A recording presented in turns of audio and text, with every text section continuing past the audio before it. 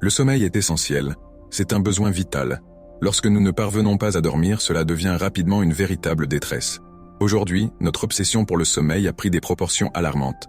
Une simple recherche sur Internet vous plongera dans un océan d'articles, de gadgets dernier cri, et de conseils sur comment optimiser votre sommeil.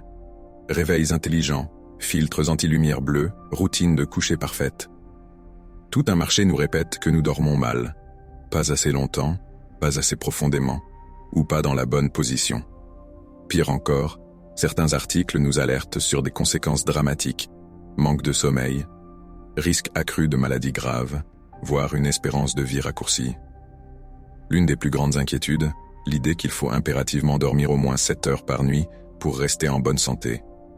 Mais est-ce vraiment exact? Pas tout à fait. Premièrement, dormir entre 7 et 8 heures par nuit, bien que souvent recommandé, n'est qu'une moyenne. Chaque individu a des besoins différents. Certaines personnes se sentent parfaitement reposées après 6 heures, tandis que d'autres nécessitent jusqu'à 9 heures. Ce genre de message, bien qu'il simplifie l'information pour le grand public, efface des nuances importantes. Certes, un sommeil insuffisant est lié à des problèmes de santé à long terme, comme les maladies cardiovasculaires, le diabète ou la dépression. Mais réduire le sommeil à une simple formule universelle ne reflète pas la diversité de nos besoins biologiques. Un second problème, l'effet contre-productif de ces messages. Ces injonctions au sommeil parfait peuvent provoquer de l'anxiété, en particulier chez ceux qui ont déjà du mal à dormir. Par exemple, en 2019, environ 21% des adultes américains utilisaient des appareils de suivi du sommeil.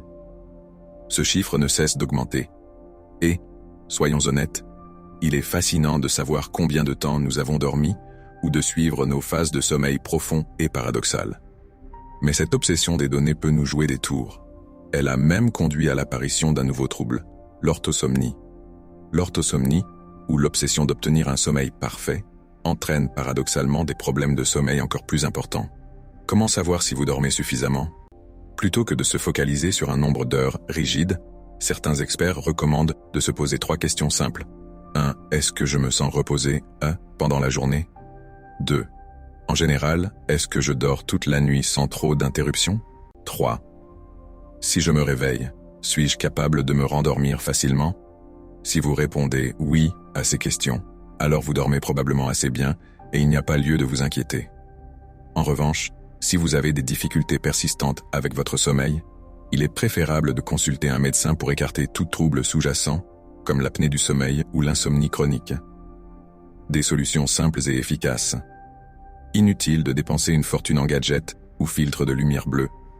Privilégiez des recommandations basées sur des preuves scientifiques, comme celle de l'Académie américaine de médecine du sommeil. Et si l'insomnie persiste, sachez qu'il existe une méthode très efficace, la thérapie cognitivo-comportementale pour l'insomnie, TCCI.